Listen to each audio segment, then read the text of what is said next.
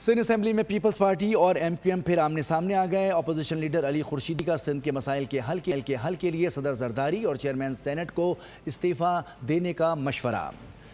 उन्होंने कहा कि अगर सिंध के मसाइल को हल करना है तो आप मुस्ताफ़ी हो जाएं। अगर ऐसा होता है तो हम भी इस्तीफ़ा देने के लिए तैयार हो जाएंगे।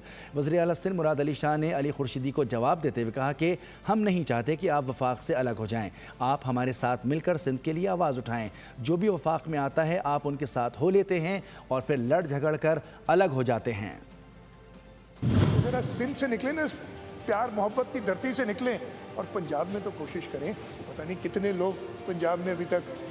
आप कायदे-आज़म मोहम्मद अली जिन्ना रहमतुल्लाह अलैह ने सोचा था, देखा था, क्या ये बजट इस हुकूमत का बजट या बाकी दीगर सूबे के, हम ऑब्वियसली सिंध में तो हम सिंध की बात करेंगे। आज में सिंध वो सूबा है जो इस वक्त असेंबली में हर ज़बान बोलने वाला पाकिस्तान का शख्स यहाँ मौजूद है। कोई और असेंबली ये क्लेम नहीं कर सकती।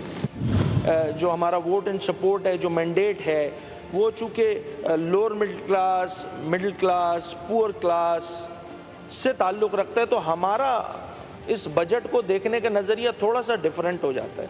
इस प्यारी धरती को थोड़ा सा समझो, ये इसको एक्सेप्ट करो। मुझे अपने वालिद की एक तकरीर याद है, कुछ लोग शायद, लेकिन उन्होंने कहा था वो जब कलंदर भी कलंदर तब बना जब सिंध में आया।